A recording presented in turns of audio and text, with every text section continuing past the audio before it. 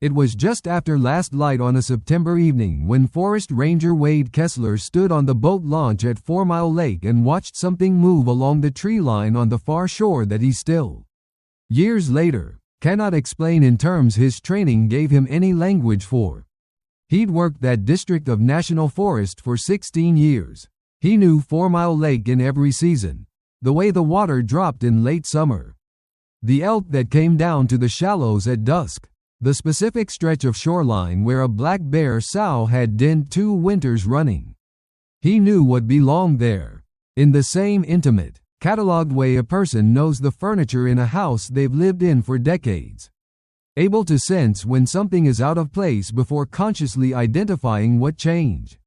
What he watched cross that tree line in the last gray light of that September evening did not fit into any category his 16 years had built for him.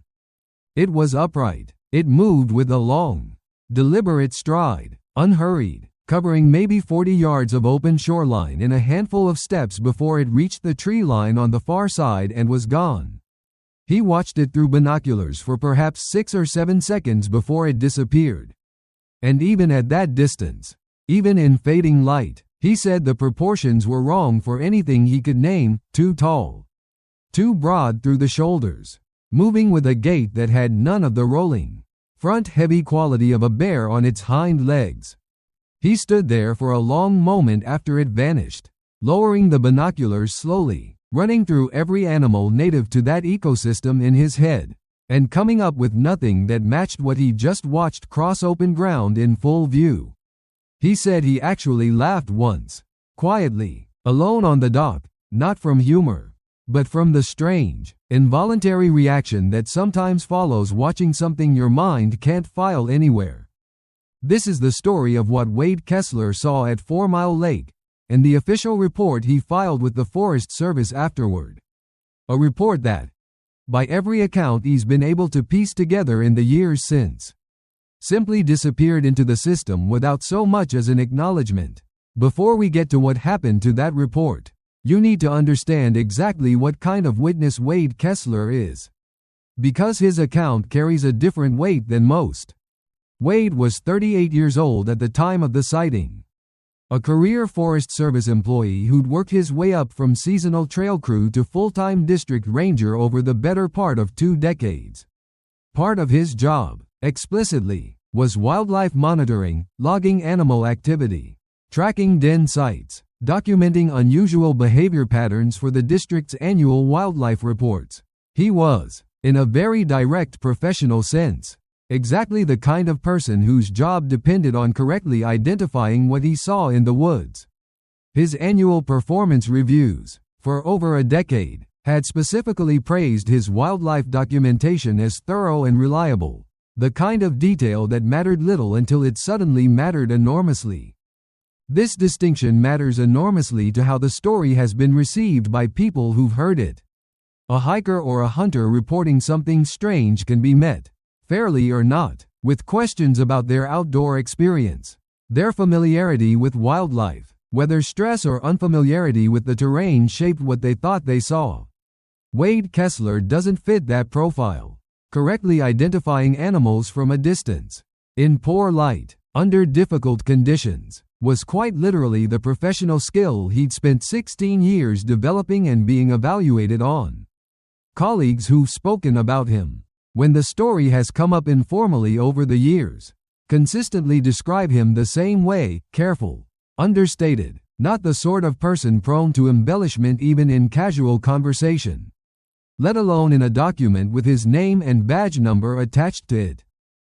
He was at the lake that evening doing exactly the kind of routine work that filled most of his days, checking a trailhead register box, noting water levels for a seasonal report, generally making the rounds of a site he'd visited probably 1,000 times over his career. He wasn't looking for anything unusual. He wasn't primed by rumor or expectation. He was doing paperwork adjacent fieldwork on a quiet Tuesday evening when something walked across his sightline that didn't belong there. He said the first few seconds were pure observation, almost clinical, the trained habit of watching wildlife taking over before any emotional reaction caught up. He was already raising his binoculars, already running through his mental checklist: size, gait, coloration, behavior. The same automatic process he'd have used for an elk or a bear. It was only somewhere around the 4th or 5th second, he said, that a second, much less clinical thought arrived underneath the first one. This isn't matching anything. He described that moment as the closest thing to genuine disorientation he'd experienced in his entire career. Professional instinct running up against a wall it had never previously encountered. The following morning, back at the district office, Wade did what 16 years of institutional habit told him to do with any unusual wildlife observation. He filed an incident report through the standard internal reporting system the Forest Service uses for documenting notable wildlife activity, injuries, illegal activity, and other field observations that fall outside routine patrol notes. He was careful, by his own account, to write the report in the same measured, factual language he'd use for any other entry: distance estimated, lighting conditions noted, duration of observation, physical description limited to what he'd actually observed rather than what he suspected it might have been. He didn't speculate in the report itself about what the animal was. He simply described, as precisely as he could, what he'd watched move across that shoreline and stated plainly that he could not identify it as any species known to occur in that ecosystem. He said he rewrote the report twice before submitting it, stripping out anything that might read as speculation rather than observation, aware even as he wrote it that the content alone, however carefully worded, would likely raise eyebrows regardless of tone. He submitted the report through the normal channel, expecting, at minimum, the kind of routine acknowledgment any internal report typically generates: a supervisor's note, a follow-up question, even simple confirmation that it had been logged and filed. That acknowledgement never came. Weeks passed. Wade assumed, reasonably, that the report was simply sitting in a queue somewhere, the way bureaucratic paperwork often does, waiting for someone with the bandwidth to review it. He didn't push the issue immediately, in part because he wasn't entirely sure what kind of response he was even hoping for, and in part because raising it repeatedly risked drawing attention to a report that, on its face, described something he couldn't scientifically justify. There was, he admitted later, a genuine professional calculation involved in how hard to push. A career built over 16 years carries its own kind of caution. After about 6 weeks with no response, he asked his direct supervisor informally whether the report had been received and whether anything further was needed from him. His supervisor, according to Wade, seemed genuinely uncertain, not evasive. In Wade's read of the moment, just uncertain, checking a system that should have shown a clear record and coming up without a confident answer about where exactly the report currently sat in the review process. The supervisor promised to look into it further and get back to him. A promise that, as it turned out, produced no follow-up of its own. That uncertainty, more than anything dramatic, is what Wade says actually unsettled him most in the months that followed. He'd filed hundreds of reports over his career: injury reports, poaching observations, downed tree hazard notices, all manner of routine and unusual field documentation, and every single one of them had, at minimum, produced some kind of traceable institutional footprint. This report, by contrast, seemed to have simply entered the system and stopped existing in any way he could locate or confirm. He submitted a formal follow-up inquiry roughly 2 months after the original report, requesting simple confirmation of its status. That inquiry, too, went unanswered for an extended period, long enough that Wade began quietly asking colleagues in adjacent districts, off the record, whether they'd ever had a wildlife report simply vanish from the system in a similar way. Most hadn't. A few had heard secondhand about reports involving unusual sightings taking unusually long to process.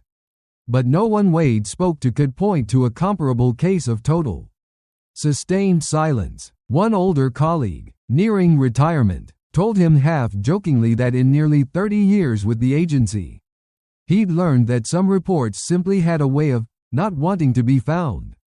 An offhand comment Wade said stuck with him longer than he expected it to.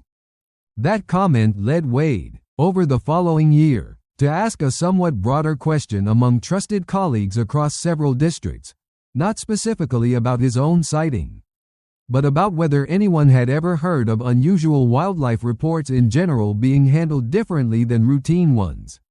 The answers he got back were inconsistent and mostly anecdotal, the kind of half-remembered stories that circulate informally within any large agency. But a pattern did emerge. Loosely, several people recalled hearing, at some point in their careers, about a report involving an unidentified animal that had taken an unusually long time to process, or had been quietly reassigned to a different reviewing office without clear explanation. None of it amounted to documented proof of anything. All of it was secondhand, filtered through years of memory and workplace rumor. But Wade says it was enough to convince him that whatever happened to his report probably wasn't entirely unique, even if he could never prove that conclusively.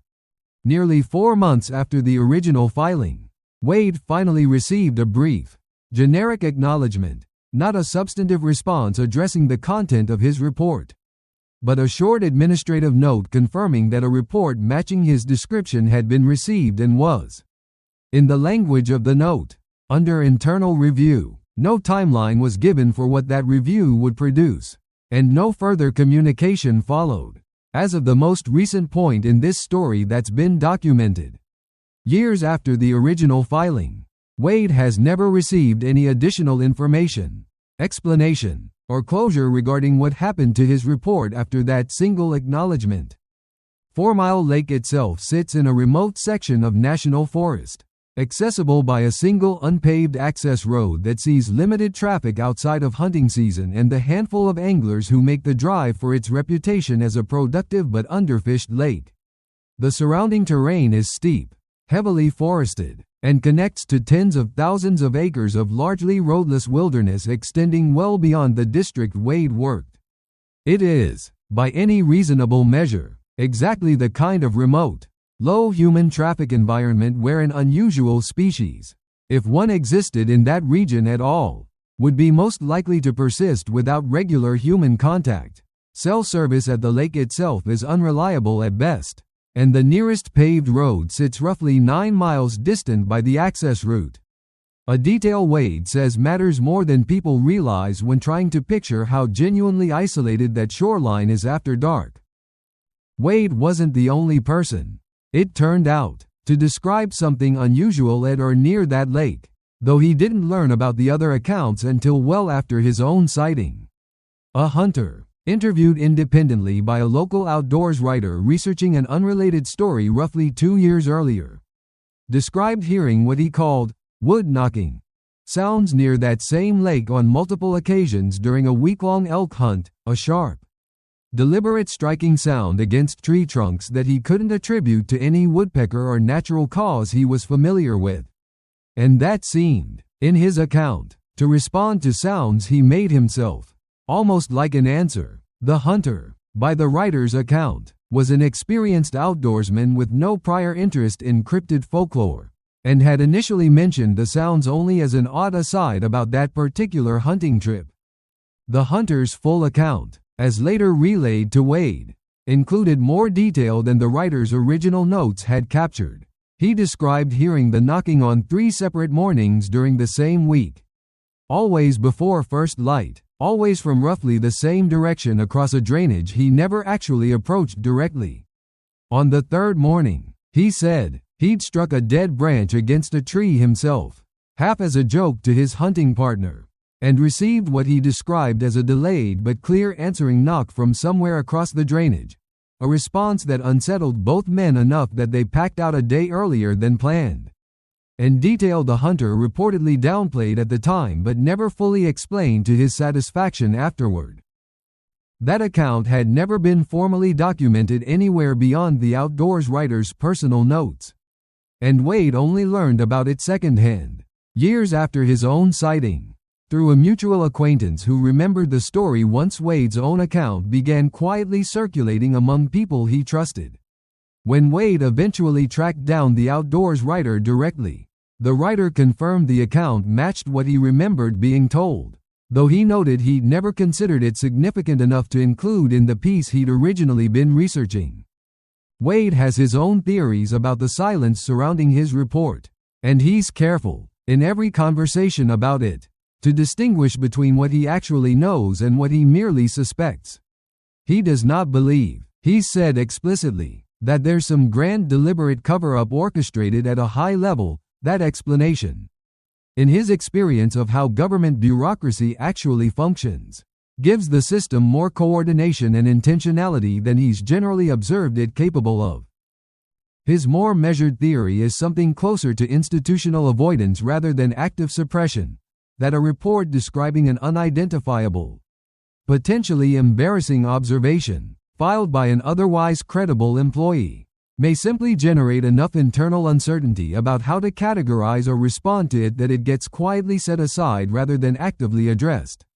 Not through any coordinated decision but through the ordinary human tendency to avoid dealing with something that doesn't fit any existing process. He compares it, somewhat wryly, to a piece of mail nobody wants to be the one to open. Others who've heard the story, particularly within the loose community of Forest Service employees and former employees who've discussed it informally over the years, have offered a range of alternative explanations. Some suggest simple administrative error, an unusually long processing delay compounded by staff turnover or a lost paper trail. Nothing more sinister than ordinary bureaucratic inefficiency. Others point out that even mundane reports occasionally take unusually long to resolve within large government systems, and that reading deliberate significance into a bureaucratic delay says more about human pattern seeking than about the report itself. A few colleagues, more bluntly, have suggested that whoever initially received the report may simply not have known what to do with it and set it aside indefinitely rather than risk having their name attached to a formal response either way. There is, too, a simpler skeptical reading of the sighting itself that deserves mention alongside the bureaucratic questions. 6 or 7 seconds, at distance, in fading light, even through binoculars and even filtered through a trained observer's eye, is a brief window for certainty. Elk occasionally rear or move in unusual postures when startled. Bears can appear taller and more oddly proportioned than expected when partially obscured by underbrush or viewed at an unfamiliar angle. And human perception under sudden surprise is not perfectly reliable even for professionals whose job depends on it. Wade himself acknowledges this possibility more openly than almost anyone else involved in the story, precisely because his training makes him aware of exactly how perception can fail under those specific conditions. Wade acknowledges all of this. He doesn't claim certainty about what he saw, and he's said repeatedly that he'd welcome any explanation, mundane or otherwise, that actually accounted for both the sighting and the silence that followed it. What frustrates him, he says, isn't the absence of an answer about what the animal might have been. He's made a kind of peace with not knowing that. What frustrates him is the absence of any answer at all about what happened to his report within a system that, in his 16 years of experience filing hundreds of similar documents, had never once simply swallowed one whole before. Wade still works in that district. He still visits Fourmile Lake as part of his regular rounds, though he says he finds himself glancing toward that far tree line most times he's out there. Not with dread exactly, but with a kind of standing attentiveness he didn't used to carry before that September evening. He hasn't seen anything like it since. He hasn't heard the wood knocking the hunter described, though he admits he's listened for it more than once, standing at that same boat launch in fading light, waiting to see if the tree line does anything at all. He keeps a personal copy of the original report he filed, not the official record, which he no longer has confidence still exists in any accessible form, but his own handwritten notes from that evening, written before he'd shaped the account into the careful, measured language of an official filing. He says he keeps it less as evidence and more as a kind of anchor, a way of confirming to himself, on the days the whole thing starts to feel unreal even to him, that he wrote it all down the same night. before doubt or distance had a chance to reshape what he actually remembered seeing cross that shoreline in the last light of a quiet September evening at Fourmile Lake. Some nights, he says, he takes the notes out just to read his own handwriting from that evening, checking the details against his memory, and finding, every time, that they still match. He's asked, more than once, what he would do if the Forest Service finally responded substantively to his report after all these years, if someone, tomorrow, called him in and offered a real answer, mundane or otherwise. He says he's honestly not sure the silence hasn't become, in its own strange way, part of the story itself now, almost as significant to him at this point as the sighting that started it. 16 years of institutional trust, built one properly filed report at a time, met with nothing at all in return. That, more than anything he watched cross that shoreline, is the part of this story Wade Kessler says he still hasn't found a way to fully make peace with.